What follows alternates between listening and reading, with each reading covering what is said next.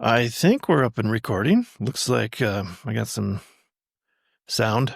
Hopefully that little line that's blinking over there in the corner of my screen is indicating that it's working. So welcome to the podcast, Colonel and the Kid podcast. It is September 24th, Wednesday, the year 2025. And very busy show today. You may have noticed something different if you're watching this in the previous shows. In the background, I have a bear rug hanging on the wall, bearskin rug. So different than from the blank wall I had with just a picture of the Colonel and the Kid previously, the little black and white printout. So we've really improved the background so far. Well, I think so. Maybe some would um, dispute that fact that it's better.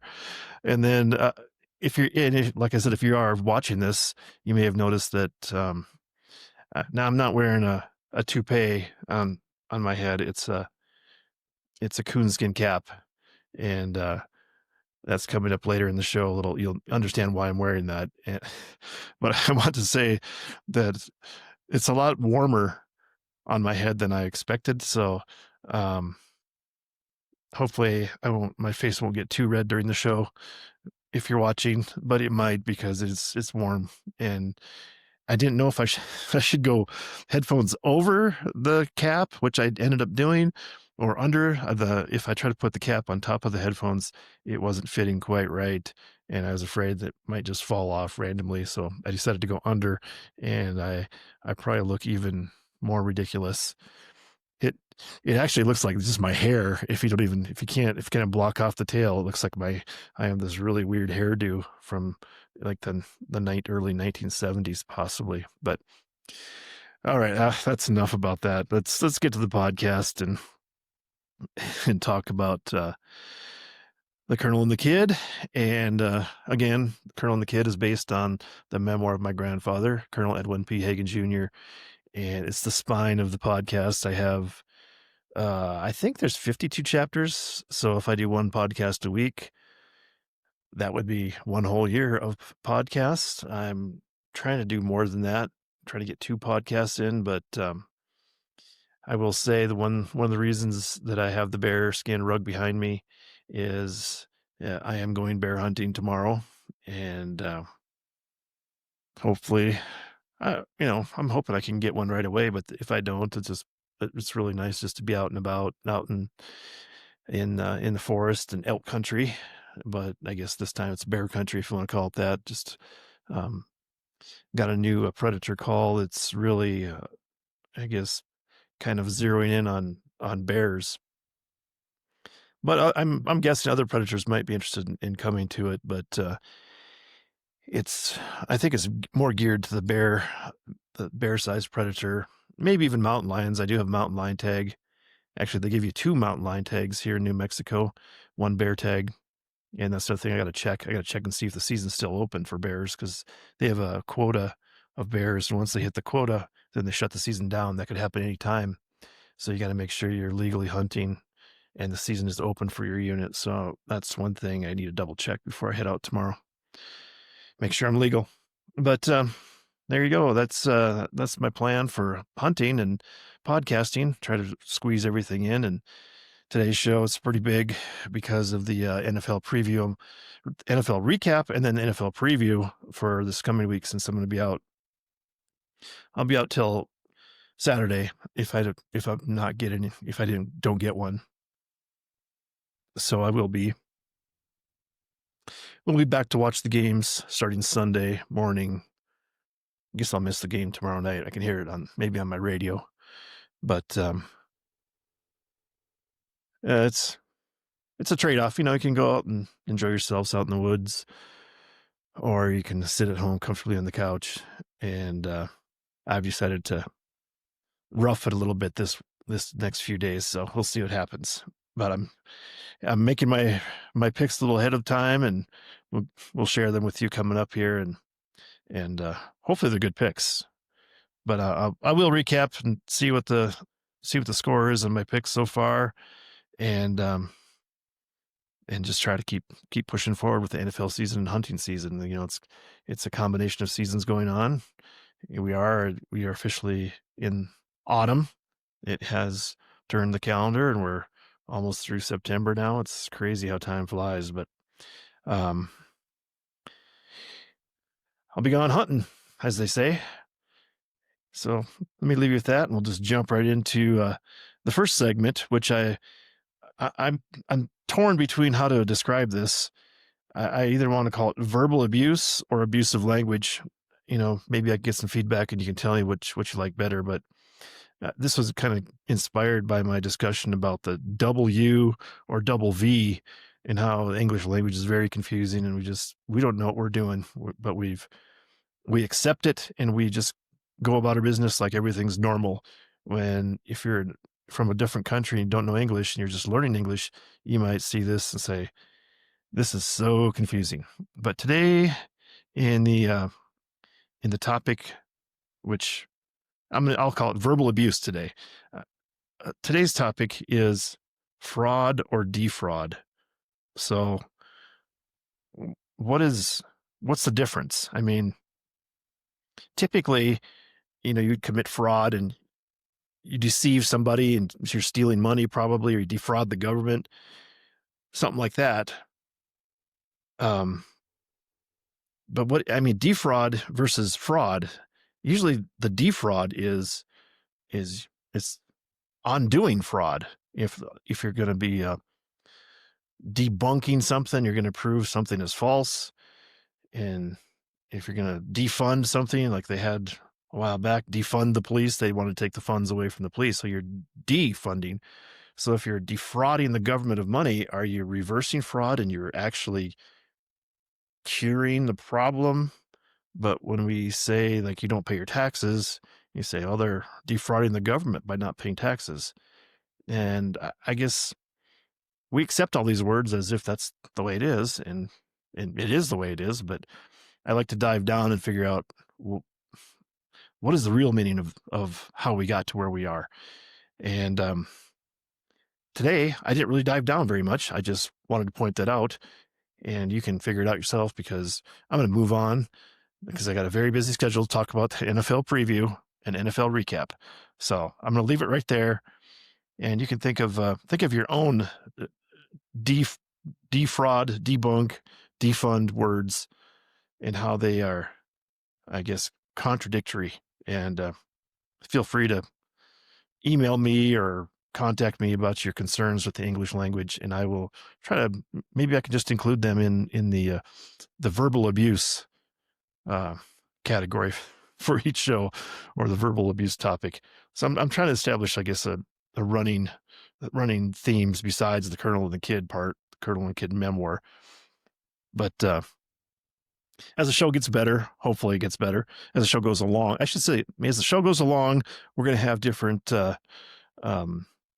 gags, if you want to call them, topics, and we can revisit them and add on to the library of my concerns with the English language and language itself. So anyway, moving forward, let's go ahead and jump into the NFL picks. This is it wasn't a bad week. I never did tally it up. Maybe I'll do that at the end here. But the Dolphins at the Bills, like as predicted, the Bills won. Packers at Browns. That was a surprise. I thought the Packers would win that game. I thought it was going to be very competitive. I think I told you, but the Browns pulled it out on a last second field goal, and very, very poor decision making by Jordan Love, quarterback for the Packers. So I'm very happy, since I'm a Vikings fan. So that was a great ending to that game. Colts dominated. Vikings, I thought that was going to be a battle of defenses, and it turns out Cincinnati's just terrible all over, and the Vikings just pummeled Cincinnati Bengals. Unbelievable. So Steelers at Patriots. Steelers won that game, correct? Yeah. They didn't look very good, but I think they pulled it out. Eagles That was one of the blocked kicks that they had. They had a multitude of blocked kicks in last week's NFL week 3, and it was pretty entertaining. Of the first the early games, Eagles held on. They blocked a field goal at the end and ran it back for a touchdown, which would have given the Rams the victory at the buzzer. But Eagles held on. Jets at Buccaneers, kind of the same thing. The Jets blocked a kick, field goal, and ran it back for a touchdown, and tied the game. But the Buccaneers came through and ended up kicking a field goal at the end and winning that game. Redskins, Raiders at Redskins. Redskins kind of dominated that game. I think some statistics made Raiders look a little better, but I think it was pretty dominating. And I think Terry McLaurin, wide receiver for the Redskins, got injured, and that's going to be very troublesome in the coming future for the Redskins. So we'll see how they can do. I'm not sure if I picked them this next week, but we'll get to that. Texans at Jaguars. Jags won. I picked them. Broncos at Chargers. I think I ranted and raved about that game for a while, and I was very glad the Chargers came back and pulled that out. That was a good comeback, and to beat Sean Payton's Broncos, it does the heart good. Saints at Seahawks. That Saints are a terrible team. Seahawks beat them so bad. It was pathetic. I think Seahawks were ahead 35-3 or 38-3 in the middle of the second quarter. That was, I guess, if you're a Seahawks fan up there and you go into that game, it's like, well, I guess I can go home and beat the traffic because there's no doubt this game is over. Cowboys at Bears. Bears won that game. That was particularly ugly for the Cowboys. They just got dominated. They are just terrible. I mean, the Cowboys defense is non-existent. It's hard to watch them, only in the sense that if you don't like the Cowboys, like many people, then you're enjoying this. I think the NFL is better when the Cowboys are better. It's sort of like they're the villain of a lot of things, sort of like the Yankees in baseball. When the Yankees are good, it makes baseball better because you have someone to root against. So now Cowboys are terrible. It's going to be a long season of just, poor Cowboys. He. No, I don't care.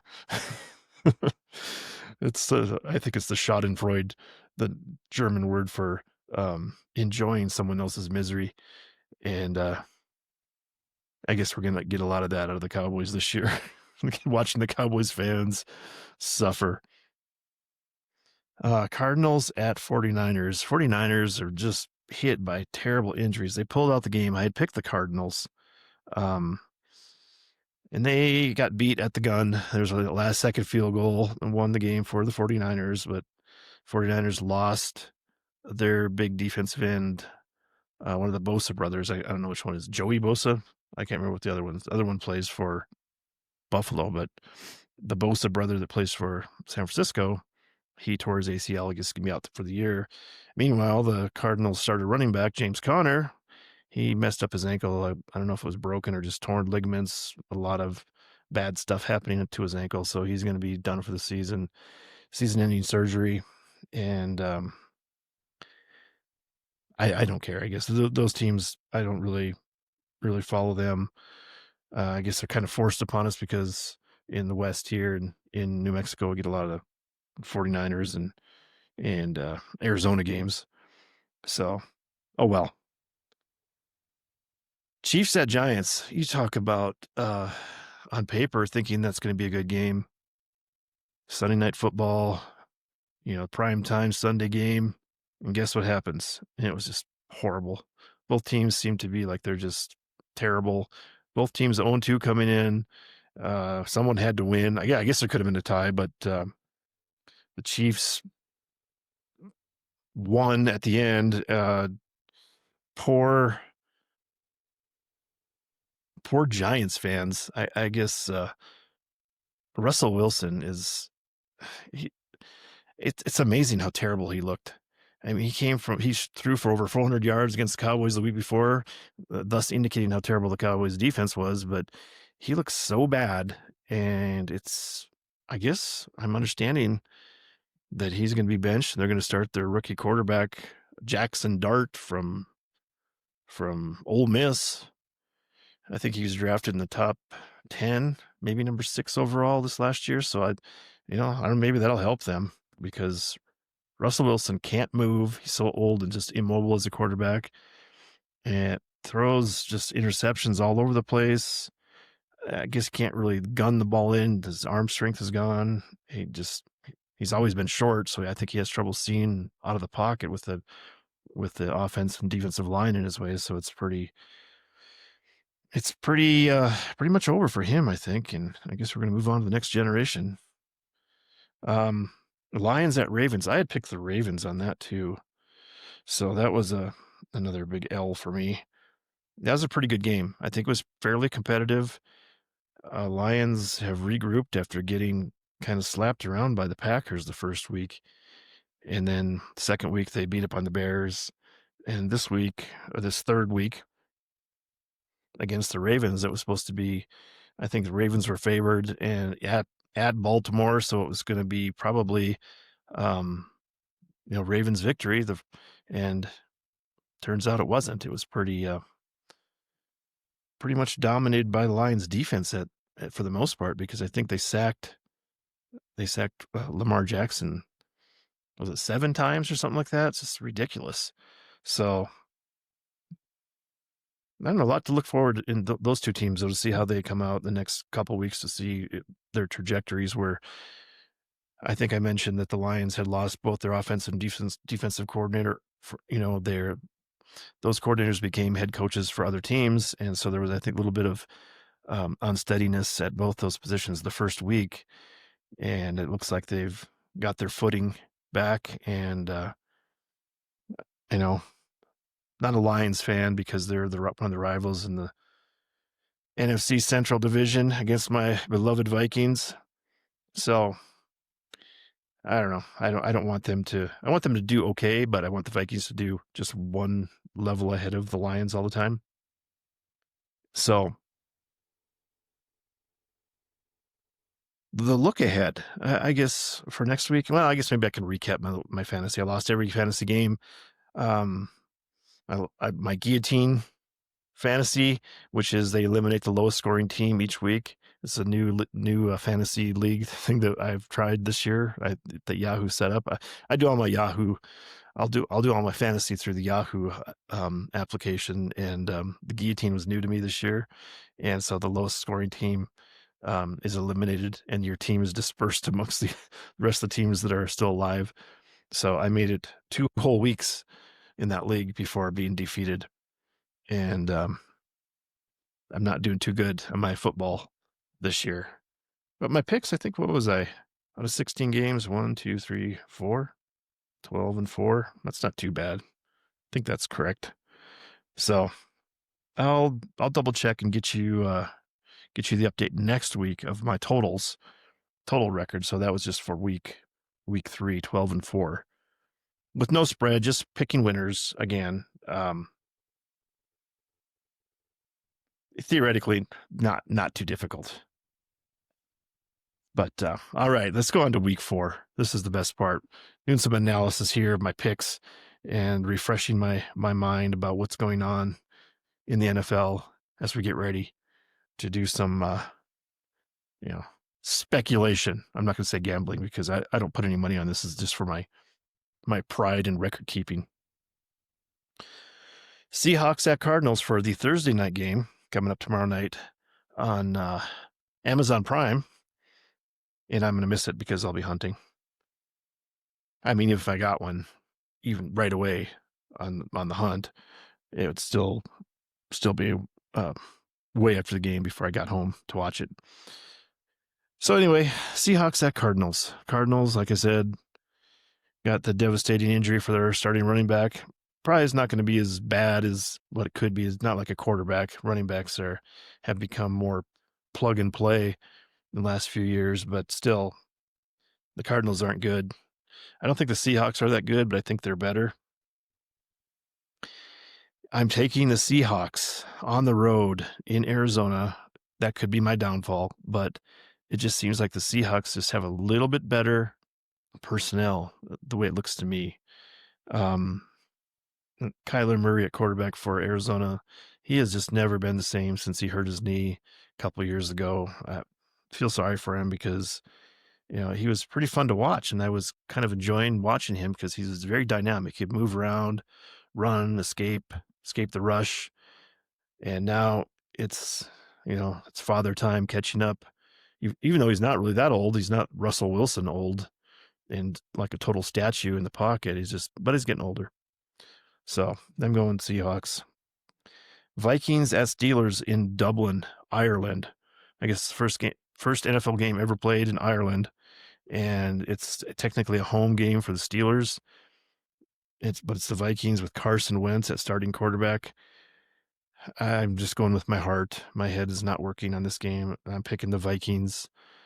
This is going to be a tough run for the Vikings because I think they're staying in Europe, and they have a game in London the following week.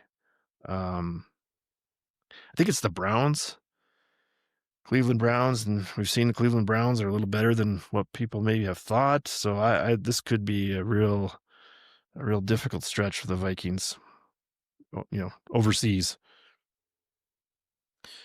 Redskins at Falcons. This one, I do not like this game. I would never even consider betting money on this game if I was really betting money, which I'm not, and I wasn't anyway. But Redskins on the road at Falcons. Terry McLaurin, I guess, out. I think they said it was a quad injury, and I think those can be very, very touchy. Just like a hamstring, except on the other side of your leg. Just can't explode. And I think then it's in your mind, or it's going to hurt. If it's going to get worse, or I'm going to tear it worse, whatever. So I think he's going to be a very crucial missing piece for them. Jaden Daniels was out. I don't know if he's back in. I'm still picking the Redskins because the Falcons got shut out against Carolina last week. I don't even know if I went over that game in the recap, but that was a shock. I think it was 30-0 in that game, and the starting quarterback, Michael Penix for the Falcons, got benched. They brought in old Kirk Cousins to try to mop up, and I don't know. That was. I guess I'm just like at a loss. It's a toss up. I'm just having, since I have to make a pick, I'm going to pick the Redskins just because I think they have a better team and a better coach. Dan Quinn at head coach for the Redskins versus, I don't even know who the coach is for the Falcons. Raheem Morris, I think. Maybe I'm jumping the gun on the Falcons too, but I think maybe they just totally made a mistake on that quarterback pick. A top 10 overall pick at quarterback when they had paid Kirk Cousins all this money. Unproven quarterback. He got injured a lot in college, Michael Penix, and I don't know. I think they might be spinning their wheels and suffering for a few years if that's going to be the case for them. Anyway, let's move on to another terrible team, the Saints. I guess it's the NFC South. It's just totally terrible. Like Carolina, Falcons, Saints. The Buccaneers are good, but the rest of that division is just terrible. Saints at Buffalo Bills. I think it's going to be horrible. I think the Bills, even if they don't get focused, they're still going to trounce New Orleans Saints. Never say never. I guess I mean that's why they play the game. Saints are going to travel up there and play, but I don't even know what the point spread is on this. I'm afraid to look at it. I don't use the point spread. I'm just picking games anyway here, but I bet it's a very a wide divide. I would say it's probably 14 point spread on that at least. Cleveland Browns at the Detroit Lions. This one, I'm picking the Lions. That's all I'll say. I think this could be very competitive. I think Cleveland has the number one defense, both run and pass. I think that's what I heard. And the Lions have good offense, decent defense. Lions at home. That's my default position for that. Carolina Panthers at Patriots. Carolina coming off the big victory over the Falcons. Patriots coming off the loss to Steelers. I'm pretty sure the Steelers won the game. Yeah, they recovered after their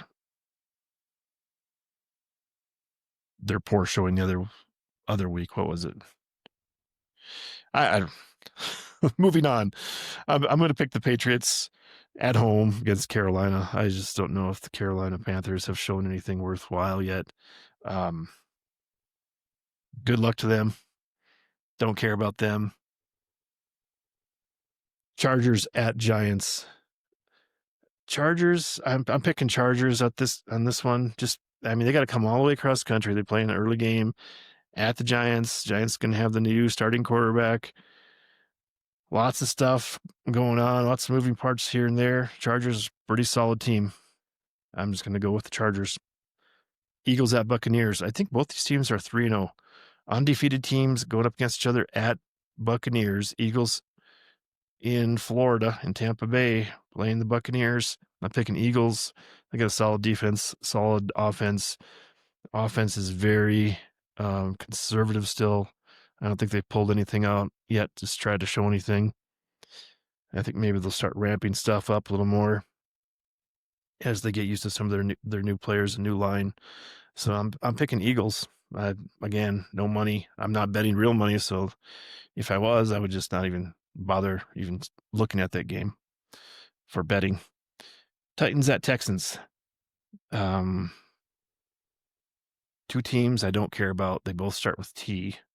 Titans at Texans. I'm going to go Texans because they're at home. I think both are 0-3. There's got to be a winner. Again, technically there could be a tie, but the Titans have a rookie quarterback, and I have zero confidence that he can understand exactly what's going on at this level quite yet. So I'm going Houston Texans.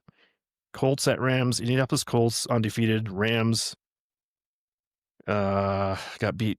I think they're 2-1 now. They got beat by the Eagles last week on the fluke blocked field goal return for touchdown. I'm still going to pick the Rams because I think they have a good coach. They have Matthew Stafford at quarterback.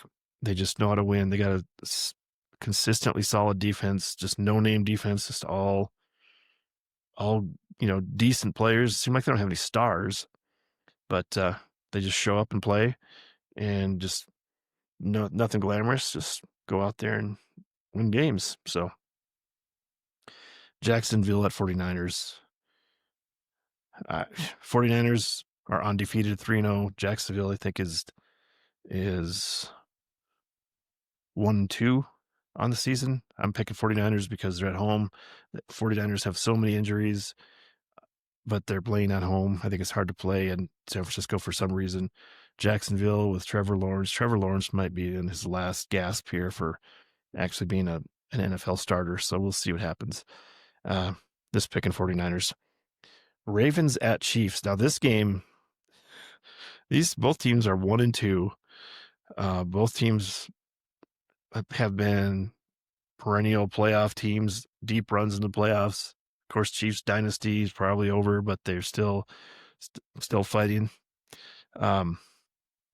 I'm picking Ravens because they're more desperate, I think. Derrick Henry's fumbled 3 games in a row with very costly fumbles. I think he's going to come out with a chip on his shoulder. Chiefs defense is pretty good, but I think they're going to wear down, and the Ravens will come out on top against the Chiefs. Bears at Raiders. This one, again, this is a total question mark.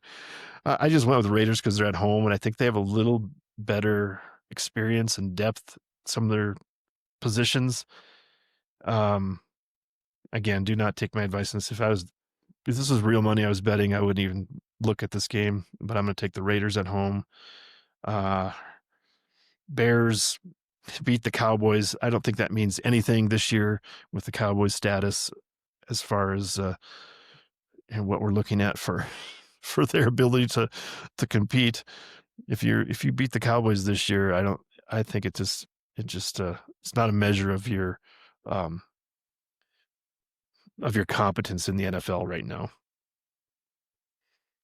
Jets at Dolphins. This AFC East battle. I think are they both 0-3? Maybe the Jets have one game. I don't know. I think the Dolphins are more desperate. They're playing at home in the heat. Just got to travel down there from New York. It's not that big of a trip, but I think the Dolphins will fight for their coach. I think it's going to be I wouldn't be surprised to see Dolphins beat them by double digits. But again, in real money, I would not bet this game at all because you have no idea who's going to show up. I did find out that the Jets have Tyrod Taylor as their backup quarterback. He's been a journeyman quarterback. I think he hung in there pretty good against the Buccaneers, and they almost pulled it off with that blocked field goal at the end last week. But I I don't think they're gonna be able to hang with the Dolphins. We'll see. I mean, it's another one. That's a Monday night game. They have a doubleheader on Monday night, which I don't know why they do that. Kind of bugs me because instead of just featuring the one primetime game, they start one and then at halftime the other one kind of kicks off. It seems like, and then they have overlapping games. Maybe it's because they want to show two games just in case one game is blowout or who knows what. And in some respects, it's good because you could have thunderstorms in Miami and delay the game. So then people would just tune out so they could have a different game they could turn on. Bengals at Broncos, which I'm sitting here kind of skipping over that, but Bengals are a terrible team. Joe Burrow's out. They can't function as an offense. Their defense is terrible as usual. I think that was the whole thing before. Joe Burrow was just outscoring teams. They'd score 30 points a game and still lose half the games. So I feel sorry for the Bengals in a lot of ways. Um, but the Broncos, which I hate, Sean Payton, I hate him.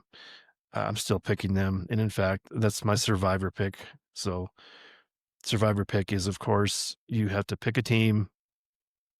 And if they win, then you advance, and then you can only pick them once during the season. So then you have to pick. So far, I picked the Cowboys and the Seahawks to win. I've survived barely each week, and I didn't get the pool set up in time for the first week. So that's probably a miracle that I didn't get it set up because I probably would have been eliminated. You just get one strike. Usually I set the pool up that we have.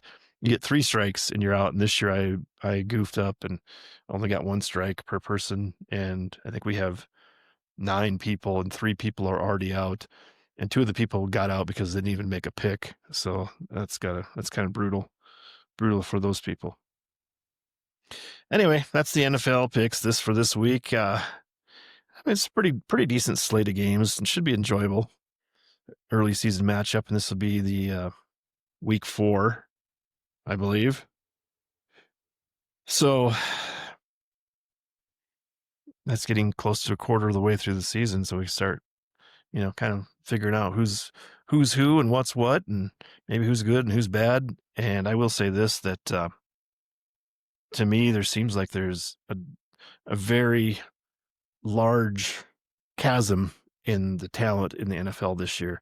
You have teams that are just absolutely bottom feeders, and then there's a very narrow group that's right in the middle that are okay, and then there's a small group that's elite, that I would say are elite, and you could probably count on them at being in the playoffs.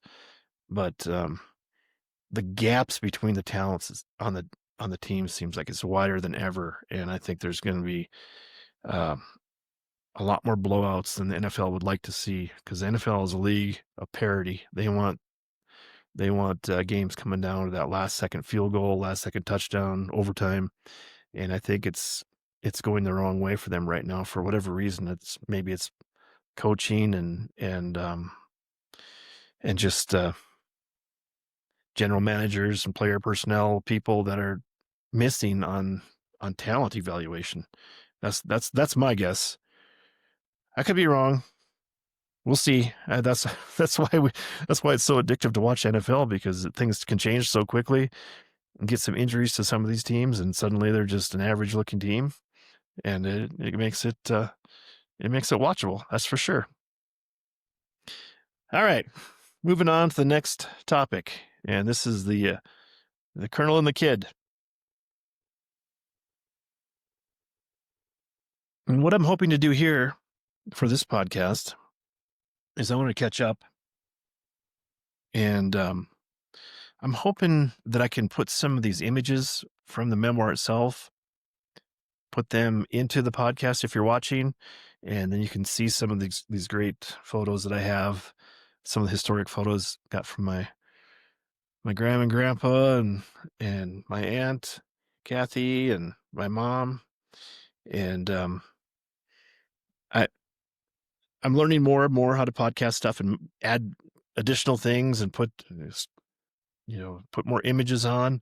I'm hoping I'm learning, and this is going to be the good grand experiment. So I'm just going to read the captions on the first two chapters of the photos that I didn't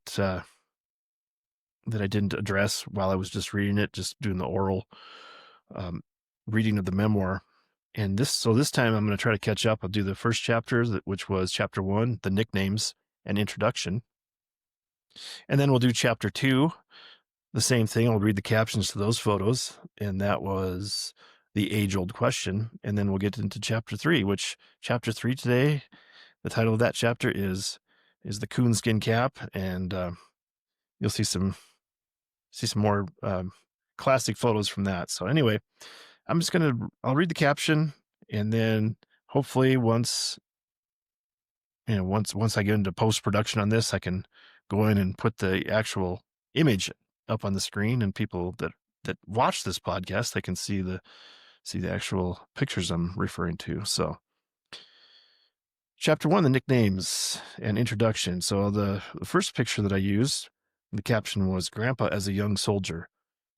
This is likely circa 1942. Official portrait of his officer training school, OTS. And I say that with such confidence, but I have no idea if that's the official portrait. Good looking guy though. I see the family resemblance in my older brother with my grandpa Hagen and Grady. It seems like they have very, very similar facial structure, and it's just as my brother gets older, my older brother gets older, he looks more and more like my grandpa, and that's one of the reasons that I think I talked about in chapter 2 is that that Grady is the new old timer, and that was one of Grandpa's nicknames. And it brings a smile to my face to talk about that and be able to see these photos. The second photo, the caption reads, Grandpa, center, as an old soldier, Lieutenant Colonel Hagen flying on a cargo plane for a training deployment with South Dakota Army National Guard, circa 1966. I wanted to find a retirement photo from the end of his service with the formal dress uniform and the dress greens, but alas, there was none to be found. This candid shot works well enough, though, and to describe the picture for those just listening, it's my grandpa in the old green fatigues from the 1960s. They're not camouflage, they're just the olive drab, and they're on a cargo plane with the cargo netting seats. The cargo mesh seats are very uncomfortable. If you've ever flown on a military plane with cargo net seats, it's terrible. And they have the golden coyote patch on their shoulder, which is the National Guard patch for the South Dakota National Guard. And my grandpa's sitting next to I guess one of his officer buddies there, and I think his buddy is smoking a big cigar on the military flight. So the times have changed a lot as far as that goes. The smoke. I just can't imagine that must have been just quite the stench on that plane. People smoking cigars as they travel to their deployment, their training deployment. So on the third photo, and this is the stock photo I used for the Colonel and the kid, it's me and my grandpa, the Colonel and the kid themselves. And this is I'll just read the caption and describe a little more for those that are not seeing it. Greg and Grandpa top Beartooth Pass in Montana. The Colonel and the kid, circa 1977. So we're up on this little pullout on the Beartooth Pass, and you can see the big mountains in the background. And it's kind of chilly. I'm wearing a sweatshirt with my hood up, and my grandpa's got his sweater on, with a collared shirt, and he's wearing his little flat cap, like a little newsboy cap, and that tradition of his style, and smiling at the camera, and this is the image I have when I think about my grandpa, of me as a kid and him as an adult that I looked up to so much, and it's just a pleasure to see. So on to the fourth image, and this is from, again, the nicknames, and this is I'll just read the caption and we'll talk about it. And it goes. The inscription on this photo reads, "Beeve. Thanks from the NSC, Northern State College Marching Band. Darwin Walker, director." And I had a question. I don't know if that was the actual director's name. I couldn't read the writing for sure. And Grandpa was a member of the Black Hawk drill team, a group that was part of Assistant South Dakota American Legion Post number 50. The Blackhawks presented the colors at the Minnesota Vikings football game, along with the NSC marching band circa 1965. Northern State College is now Northern State University, and the alma mater of my mom, Carol E. Heitmann. So there's a great picture of that. And unfortunately, it's black and white. So when I do get this image up, it's not going to be this vivid colors that it could have been with the United States flag there, and their Black Hawk uniforms with their midnight blue and their yellow trim. So we'll get those posted up there, hopefully in line with the podcast, and you can see them if you do watch the video podcast. Otherwise, you're missing out. And if you listen to it, maybe you can go to YouTube and see the video podcast just as a special occasion.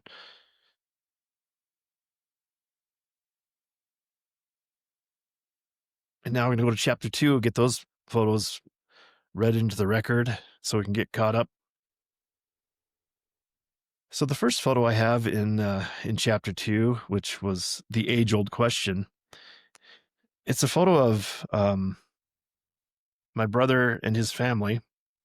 For those not able to see this, it's Grady holding his first grandchild, Oakley, in his arms, and to my brother's right is his youngest daughter, Shayna, and she was Miss Faulkton for the Snow Queen contest that year. And to Shayna's right is Caitlin, and that's Oakley's mother, and the first grandchild, the mother of the first grandchild for Grady. And then to Caitlin's right is Bobby. That's Caitlin's mom and Grady's wife. And then on the other side of Grady, to the left, is Kristen, Grady's oldest daughter. And then to the left of Kristen is my mom, Carol Lee. So I'll read the caption, then you can, if you're watching this, you'll see it. Hopefully it's posted up while I'm talking about this, but otherwise I'm just giving a description for those that aren't able to see the video. And the caption reads, "My older brother Grady with Oakley, his first grandchild. Oakley Bunkers, daughter of Caitlin and Colby Bunkers." So Caitlin's married to Colby, and they live down in Del Rapids, South Dakota. And then pictured are Bobby, Grady's wife, Caitlin Bunkers, Grady's second oldest daughter, Shayna, Grady's youngest daughter, Grady, Kristen Dykema, Grady's oldest daughter, and Carolee, my mom. They are gathered for the Faulkton Snow Queen contest where Shayna was crowned queen, November 2021. And I can't remember exactly. Shayna went on to win some state. She wasn't the South Dakota Snow Queen, but she was one of the seasons, and she had to perform throughout the year, go to parades and stuff. I don't know if she was maybe Miss Spring or Miss Fall or Miss Summer. I don't know. And then there's the Snow Queen. So she was in the top 4 for the state title. So she's looking very good in her Snow Queen sash that says Miss Faulkton, and she's got a little tiara on top of her head. So pretty cool. And then the next photo in the chapter 2 is a super old photo. I'm just going to read the caption and then I'll describe it. Grandpa, the original old timer, holding grandson Garrett, as the grandparents see the new baby in Belcourt, North Dakota for the first time. That's me in the middle with a safe and some money. Grady sits next to Grandma, and the photo was circa 1974. So my grandparents are there visiting us in Belcourt, North Dakota, and I'm like 5 years old, I think, and they're on this flowered couch. The great design of the 1970s, and there's some sort of weird, well, not weird. I always liked that oil painting or oil print, framed oil print behind the couch. I know it was out in the garage for a long time and in Groton before my mom sold her house and moved to Aberdeen, but um, it's a pretty cool photo, and I always like that. I still have that safe. I don't know if I have that very dollar, but I do have that safe in my in my possession still. And the third photo of chapter 2 was, I'll just read the caption then describe it here. Shiner the dog that came with the house in Belcourt, North Dakota. Here, Shiner observes the festivities of Grady's 6th birthday. Per the photo, August 1972. And I guess that's in the old days. They developed photos and they'd have the date on the little border. There used to be a little white border around some of the photos, and this was a square photo, and Grady's birthday party at the government house, and there's bunch of kids standing in line with party hats on, and here's this black dog laying on the ground in the background. Just kind of makes me laugh. And the final photo for the age-old question chapter 2, the caption reads, photo of Grady and Greg in the middle of the sandbox at the government house in Belcourt, North Dakota. Note the flowers in bloom in the background. Per the photo, August 1974. So it's just a picture of us two kids playing in just a flattened out pile of sand with our Tonka toys, and in the background there's some what I had officially called hollyhocks in the book at some point in the memoir, because the hollyhocks were transplanted I think pretty much at every house we ever lived in as we moved around the country when I was younger, before settling in Groton, South Dakota. And it's a pretty cool photo. 1974, and like 51 years ago now. So it's very very nostalgic to see these photos. So I'm going to go ahead and read chapter 3. Chapter 3 of the Colonel and the Kid memoir. And this title of this chapter is The Coonskin Cap, hence why I'm decked out in this. If you're watching this, you see me with my coonskin cap. And as usual, I like to start the chapter with a quote. And this quote is from Frank Sinatra. And it says, quote, "Cock your hat. Angles are attitudes," end quote. And I really like that summary of how to wear a hat, I guess. So you can see that I'm just wearing this hat a little bit at a cocked angle because I wanted the tail to be visual instead of just being directly behind me. And let's go ahead and read this chapter.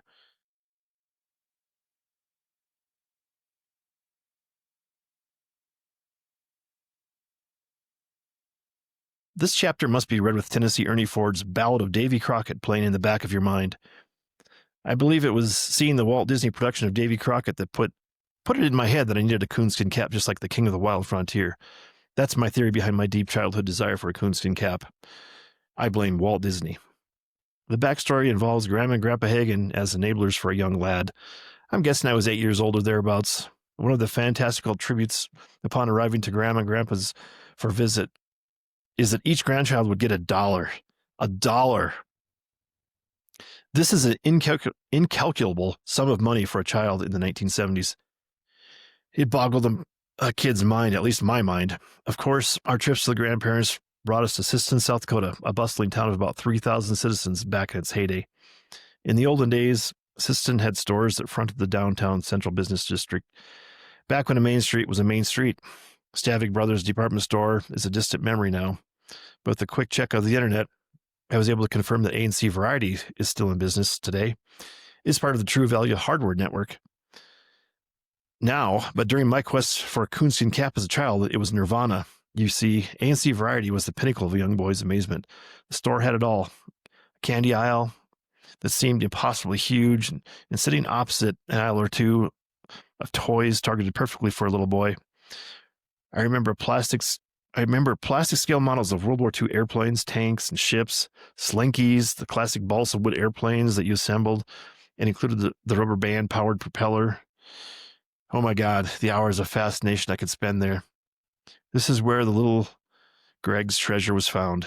The coonskin cap that would make me Davy Crockett.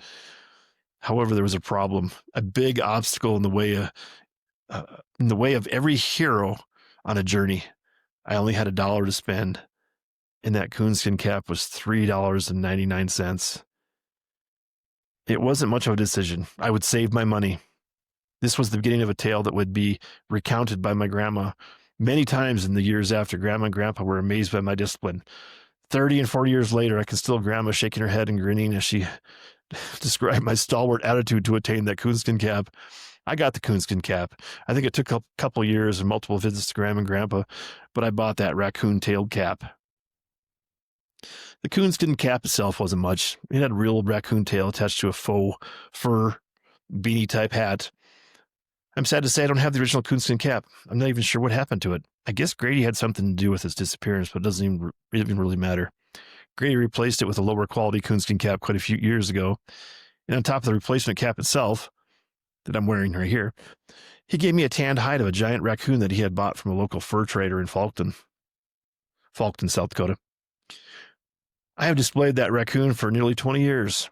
It's about 3.5 feet long from nose to tail. I recently packed it up for my return to South Dakota, and it's a little faded and the tip of the tail fell off because it was in the sun so long. It will be repaired and displayed when I settle in my retirement home, location yet to be determined. Probably Santa Fe, New Mexico, where I am now, but we'll see how that goes. So anyway, this is the first photo in chapter 3, and I'm going to go ahead and read that now, and then hopefully be able to insert this visual into the reading for a little bit while I narrate the caption. And you can see this. And for those not watching or seeing the video podcast, it's a picture of a Texas Longhorn horns mounted on the wall, and hanging from one of the tips of the horns is the coonskin cap that I'm actually wearing now. And the caption reads, "Photo of modern day coonskin cap given to me to replace the original ANC Variety purchase. The quality just isn't there from the faux cap to the real raccoon tail. It's just not as good as the original. On display in my Santa Fe house, the coonskin cap hangs from my Texas Longhorn mount." And here's a photo of another photo, and the caption reads, "Tanned raccoon hide from Grady on display in my Fort Pierre house." Fort Pierre, whereas I lived there for a couple years before I moved back to Santa Fe. And you can see that raccoon is pretty long. It's probably, 4 foot long from tip of the nose to the tail. So it was a big raccoon someone got, and had the hide of that raccoon tanned. All this discussion on headgear leads up to Grandpa's choice of stylish caps. Grandpa wore what is known as a flat cap or newsboy style hat. It's a classic cap and something I will forever associate with the man. I wonder what happened to his collection of hats. I never did do this, but I have an imaginary conversation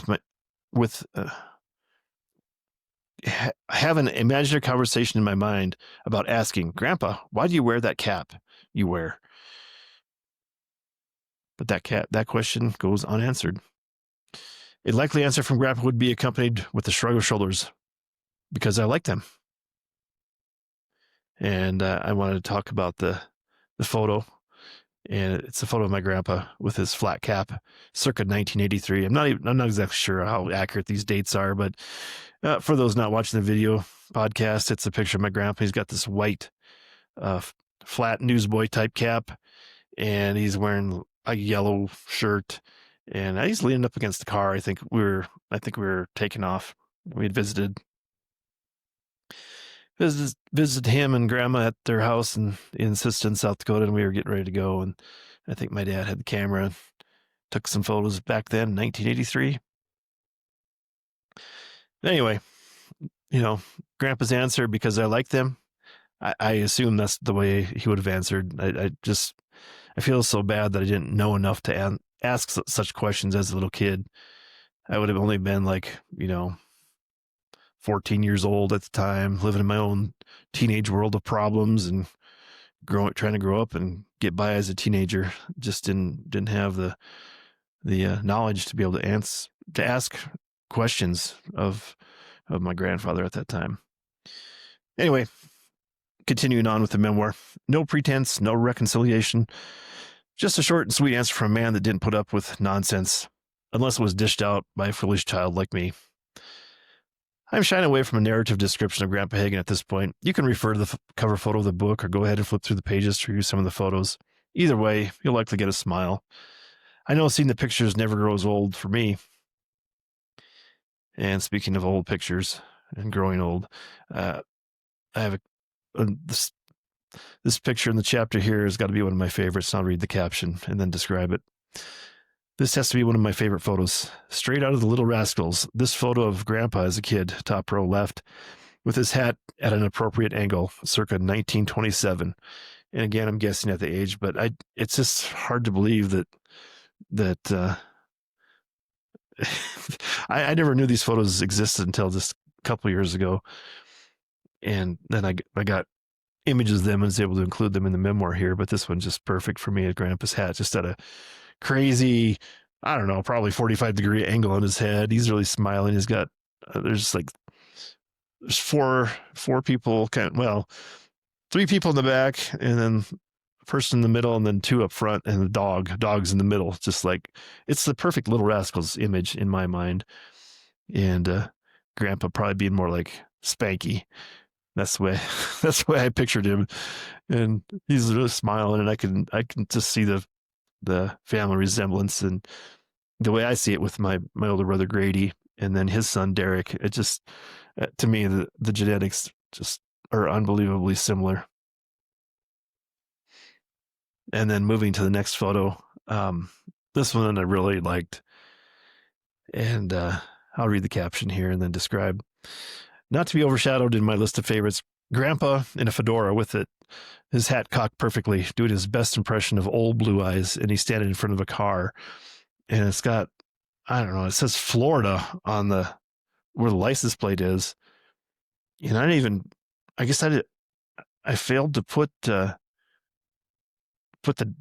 date on here. I don't know what the date was. It's circa, probably, I'm going to say he's probably 20. So it's probably, I don't know, 1937 maybe.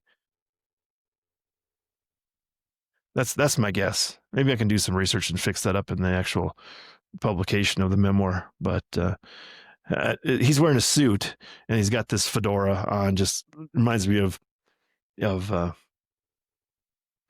Frank Sinatra in that sense. And then finally, I'll read the caption and describe this one. You can see the pattern here. Even the military couldn't snuff out Grandpa's stylish flair for headgear. Not the standard GI designated style on display with this soldier. And he's got his hat kind of cocked.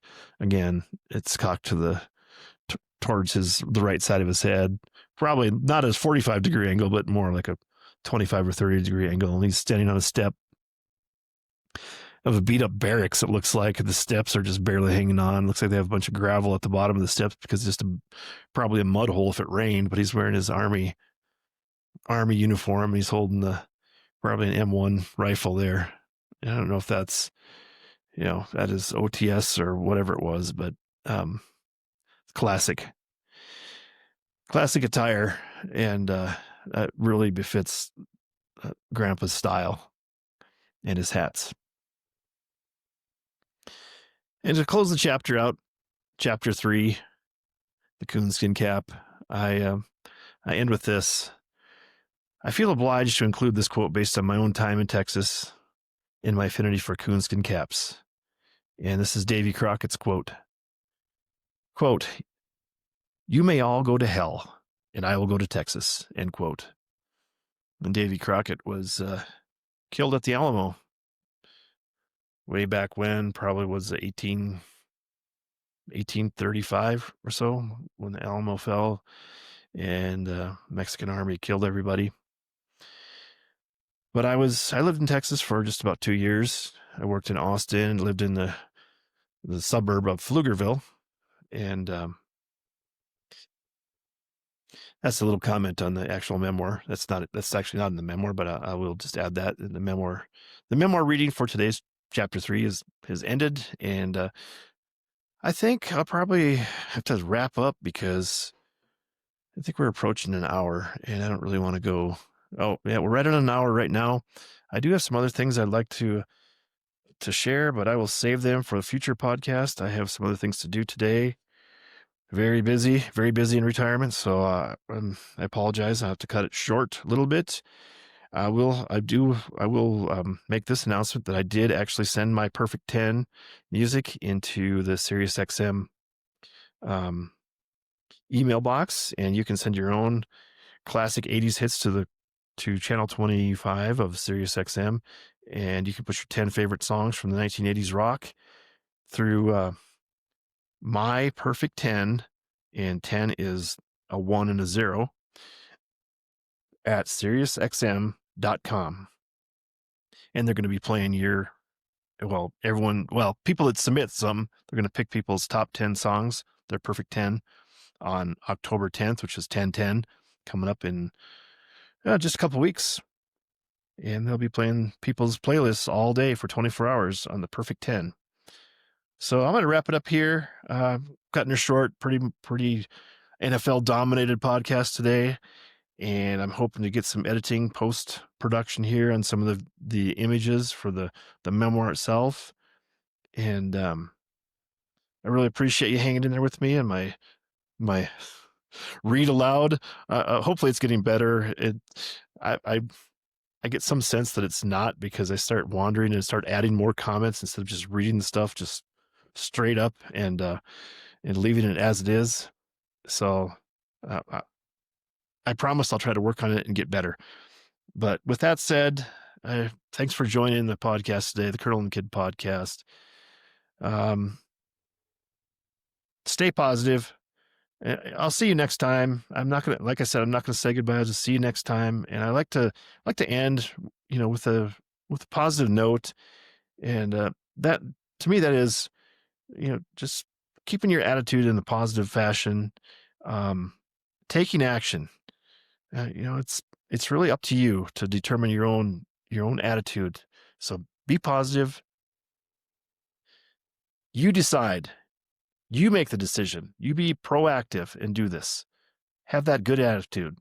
And I'll leave you with this. Knock, and door will be open to you. Seek, and you'll find. Ask, and you shall receive. Thanks again, and I'll see you soon.